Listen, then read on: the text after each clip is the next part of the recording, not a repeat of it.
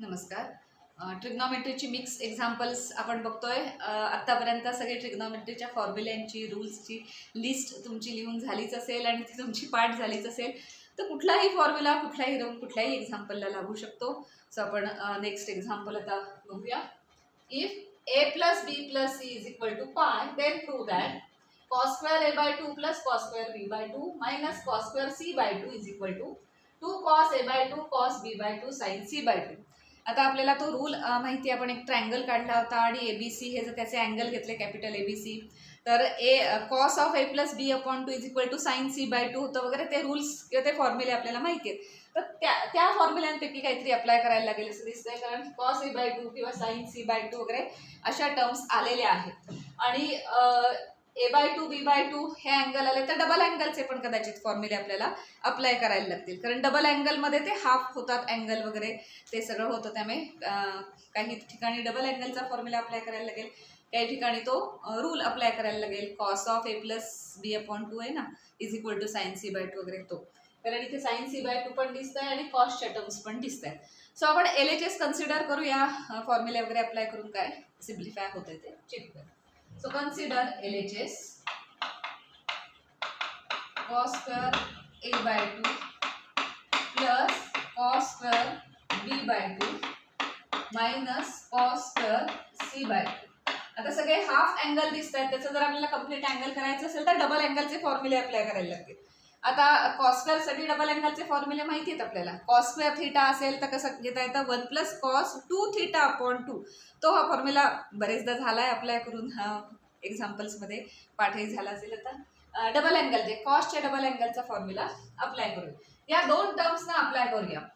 RHS बघत राहायचे की RHS आपल्याला काय सिम्प्लिफाय करायचे, त्याच्यात कोणते अँगल येत आहेत, कोणत्या टर्म्स येत आहेत, तसं LHSला ॲडजस्ट करत राहावं लागतं. सो इथे कॉस स्क्वेअर सी बाय 2, ते कुठेतरी साइन सी बाय 2 पण दिसतंय आणि हा सी बाय 2 अँगल आहे. सो कॉस स्क्वेअरचा आपण साइन स्क्वेअर करून घेऊ, मग त्यासाठी ती आयडेंटिटी यूज करू. So which is equal to cos स्क्वेअरसाठी काय घेणार आपण, 1 प्लस कॉस डबल अँगल याचा ए बाय 2चा डबल अँगल म्हणजे किती होणार, ए अपॉन 2 प्लस याच्यासाठी सुद्धा घेणार 1 प्लस कॉस बी अपॉन 2, कारण हा थीटा असेल तर हा 2 थीटा होतो ना डबल अँगल, मायनस कॉस स्क्वेअरसाठी साइन मध्ये करू, कारण साइनच्या ह्याला अँगल सी बाय 2 दिसतो आणि हा सी बाय 2 मायनस साइन आहे 1 minus sine square C by 2. Cos स्क्वेअरची टर्म आपण अशी घेऊ. काय काय सिम्प्लिफाय होतंय बघूया. इथलं 1/2 इथलं 1/2 आपण बाहेर घेऊया आणि cos A by 2 cos B सगळं सेपरेट करूया. Means 1/2 plus cos A by 2 plus 1/2 plus cos B upon 2 minus 1 plus sine square C by 2. इथे साइन सी बाय 2 इथे साइन स्क्वेअर सी बाय 2, ते कसं येतंय पुढे ते आता बघू आपण. आता इथे 1/2 प्लस 1/2 मीन्स किती आलं 1 आणि हे आहे -1, त्यामुळे ते कॅन्सल होईल. याच स्टेपला आपण त्याला कॅन्सल करून टाकू. या दोन टर्म मधनं काय कॉमन येतंय का, तर 1/2 कॉमन येते. सो 1/2 कॉमन आलं आणि अनकॉमन टर्म्स काय राहिल्या, cos A plus cos B, म्हणजे मग कॉस ए प्लस कॉस बीचा फॉर्म्युला अप्लाय करता येईल, plus sine square C by 2. Sine square C by 2 means किती असतं, sine C by 2 into sine C by 2, म्हणजे इथे कुठे साइन सी बाय 2 आलं तर ते कॉमन वगैरे घेता येईल. त्याच्या आधी ह्या ब्रॅकेटसाठी आपण फॉर्म्युला अप्लाय करूया, which is equal to 1/2 into bracket cos a plus cos b साठी फॉर्म्युला काय, 2 cos cos. So 2 cos a plus b upon 2 cos a minus b upon 2. So कुठल्याही स्टेजला कुठलाही फॉर्म्युला अप्लाय करावा लागेल. त्यामुळे ट्रिग्नॉमेट्रीच्या सगळ्या फॉर्म्युलांची लिस्ट पाठच करायची. नॉट ओनली फॉर ट्रिग्नॉमेट्री, कुठल्याही तुम्ही कॅल्क्युलस घ्या किंवा कुठलीही स्ट्रीम घ्या मॅथ्सची, कुठे ना कुठेतरी मध्येच ट्रिग्नॉमेट्री येते, त्याचा फॉर्म्युला लागतो. त्यामुळे हे बेसिक फॉर्म्युले ट्रिग्नॉमेट्री हे, सो हे सगळे पाठच करून ठेवायचे. Plus this sine square C by 2 ला आपण sine C by 2 sine C by 2 असं लिहू, बिकॉज एक साइन सी बाय 2 इथे दिसतोच आहे, तर त्याच्यात काही ॲडजस्टमेंट झाली तर बघू आपण. आता हे काय सिम्प्लिफाय होतंय का बघूया. आता cos of A plus B upon 2 means काय असतं, साइन सी बाय 2, कारण A plus B plus C is equal to pi हे दिलेलं आहे. मग तो ट्रायंगल आला, त्याचे एबीसी अँगल आले आणि मग तो रूल आपल्याला माहिती आहे. त्यामुळे आपण cos of A plus B upon 2 replace करू शकतो साइन सी बाय 2. तो फॉर्म्युला आहे, तो फॉर्म्युला इथे अप्लाय करायचा.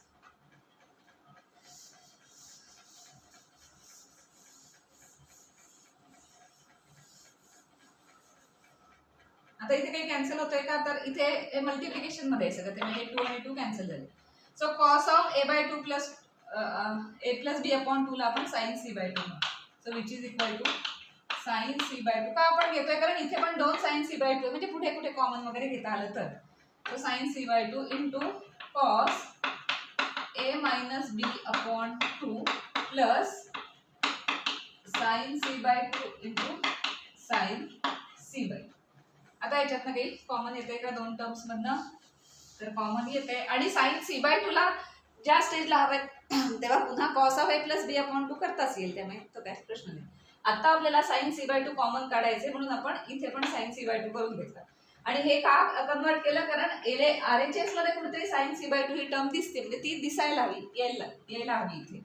So which is equal to sin c/2 common घेतलं तर पुन्हा अनकॉमन टर्म्स काय राहिल्या, cos of a - b/2 plus sin c/2.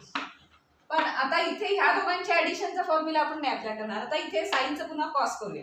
तो कॉस करताना काय, a + b + c, म्हणजे तो रूल अप्लाय करणार. sin c/2 means cos of a + b/2, म्हणजे आपल्याला cos चा फॉर्म्युला अप्लाय करते. So which is equal to sin c/2 into bracket cos of a - b/2 plus cos of याचं काय a + b/2 हा फॉर्म्युला आहे. आता पुन्हा cos + cos हा फॉर्म्युला म्हणजे 2 cos अप्लाय करता येईल, which is equal to sin c/2 into bracket cos ना 2 cos 2 cos c + d/2 म्हणजे a - b plus a + b/2 cos c - d/2. c means a - b a - b/2. फक्त हा formula इथे apply केलाय, which is equal to sin c/2. आता हा 2 आहे तो इकडे घेऊया, म्हणजे ते 2 sin c/2 इंटू ब्रॅकेट काही घातलं तरी चालेल. आता सगळ्या मल्टिप्लिकेशनच्या टर्म आहे, ते काय अँगल राहतोय बघूया. -b + b गेला म्हणजे 2a/2 म्हणजे किती झाला, इथे 2 आहे ना, सॉरी इथे 2 आहे. हा जो अँगल आहे त्याला /2 करायला लागतो ना, त्यामुळे इथे अजून एक 2 येणार. काय ना ते लक्षात आलंय, कारण हा ऑलरेडी a - b/2 अँगल आहे, म्हणजे a/2 - b/2 अँगल आहे. हा 1/2 इथे कॉमन ठेवला तर हा 1/2 इथे कॉमन राहील. पण हे आपण करतो ना c + d/2, त्याचा 2 इथे यायचा राहिलाय, तर सो 2 इथे असणार आहे अँगल मध्ये. म्हणजे किती आलं ते 2a/4 means a/2 cos a/2 into cos a cancel झाला -b/2 -2b/4 मीन्स -b/2. पण cos हा कसा असतो, cos हा इव्हन फंक्शन आहे, त्यामुळे cos ऑफ -b/2 काय किंवा प्लस b/2 काय सेमच आहे. त्यामुळे आपण नेक्स्ट स्टेपला त्याचं प्लस b/2 करू आणि या ऑर्डरने लिहू, which is equal to 2 cos a/2 cos b/2 sin c/2. जे अँगल हवेत, जी टर्म म्हणजे जे रेशो आणि जे अँगल हवेत ते बरोबर सगळे आलेले आहेत. जे RHS मध्ये आपल्याला प्रूव्ह करायचं होतं, so it is equal to RHS, hence this statement is true. इथे थोडा 2 लिहायचा राहिला होता फक्त. Next example, in triangle ABC if A is equal to 5, B is equal to 6, C is equal to 9 units, then show that triangle ABC is obtuse angle. म्हणजे त्यातला एक angle greater than 90 आहे त्या ट्रायंगलचा, असं आपल्याला प्रूव्ह करायचं. इथे कुठलाही एकही अँगल दिलेला नाहीये की ज्यामुळे उरलेला अँगल आपण फाइंड आउट करू शकू वगैरे, फक्त साईड लेंथ दिल्यात. त्यामुळे आपल्याला असा रूल किंवा असा फॉर्म्युला अप्लाय करायला लागेल ज्याच्यात साईड लेंथ पण यूज होतात आणि अँगल पण यूज होईल. सो कोसाइन रूल आपल्याकडे आहे, ज्याच्यात कॉस ही टर्म येते आणि साईड लेंथ असतात सगळ्या. सो ते सगळं कॉम्बिनेशन आहे, ते जर यूज करून आपल्याला एखादा अँगल जर फाइंड आउट करता आला आणि तो जर ग्रेटर दॅन 90 असेल तर हा ट्रायंगल ऑब्ट्यूज ट्रायंगल होईल. आता आपल्याला ट्रायंगलची एक प्रॉपर्टी माहिती आहे की मॅक्झिमम साईड लेंथ ज्या साईडला असते त्याचा जो ऑपोजिट अँगल असतो तो मॅक्झिमम मेजरमेंटचा असतो. सो इथे मॅक्झिमम लेंथ वाली साईड कोणती आहे, तर C इज इक्वल टू 9 ही मॅक्झिमम लेंथ आहे. म्हणजे त्याच्या अपोजिटचा अँगल जो काय असेल तो मॅक्झिमम असेल. मग तो जर ऑब्ट्यूज असेल तर हा ऑब्ट्यूज अँगल ट्रायंगल होईल. सो तो चेक करण्यासाठी आपल्याला काय करायला लागेल, कोसाइन रूल अप्लाय करणार होता. सो गिव्हन दॅट काय दिलेलं आहे की A is equal to 5, B is equal to 6 and C is equal to 9 units. आता कोसाइन रूल माहिती आहे, तो कुठल्या साईड लाईनसाठी यूज करायचा, कुठला अँगल आपल्याला मॅक्झिमम आहे इथे, तर सी हा अँगल मॅक्झिमम असणार आहे, कारण सी अपोजिट साईड ही मॅक्झिमम लेंथची आहे. त्यामुळे कॉस सी ज्या टर्ममध्ये येईल कोसाइन रूलचा, तो फॉर्म्युला आपण अप्लाय करणार. कॉस सी येण्यासाठी आपण सी स्क्वेअर हा फॉर्म्युला घेऊया. So we know that by cosine rule C square is equal to A square plus B square minus 2ab cos C. Values घालूया सगळ्या, म्हणजे किती होणार, 9 square is equal to 5 square plus 6 square minus 2 into 5 cos C. हा cos C किती येतोय ते बघूया, म्हणजे त्याच्यावरून आपल्याला काढता येतंय का बघणार होतो की हा ऑब्ट्यूस आहे की नाही.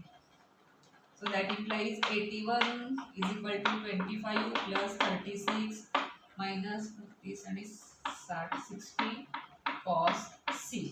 हे सगळं इकडे आणूया, हे झालं 61, इकडे आलं की 81 मायनस 61, हे सगळे टर्म्स इकडे आणूया, डायरेक्ट लिहूया 20 is equal to minus 60 cos C. So 60 इथे आणूया, मायनस साइन पण आणूया, दॅट इम्प्लाइज cos C, म्हणजे cos C ची व्हॅल्यू मिळेल आपल्याला minus 20/60 which is equal to minus 1/3. आता सी हा अँगल किती आहे, हा डायरेक्ट नाही आला तरी चालेल. कॉस सी ची व्हॅल्यू मायनस 1/3 आहे, आणि अगदी सुरुवातीला आपण जे घेतलं होतं की first quadrant, second quadrant, third quadrant. So second क्वाड्रंटमध्ये फक्त साईनच्या टर्म्स पॉझिटिव्ह असतात, कॉस काय असतो, निगेटिव्ह असतो. मग कॉसची व्हॅल्यू मायनस 1/3 आली, म्हणजे हा सेकंड क्वाड्रंटमध्ये असणार. सेकंड क्वाड्रंट हा कुठे येतो, तर 90 to 180 हा तो सेकंड क्वाड्रंट आहे. म्हणजे सी ची जी व्हॅल्यू आहे, काय व्हॅल्यू आहे आपल्याला माहिती नाही, ती काढायची पण गरज नाही.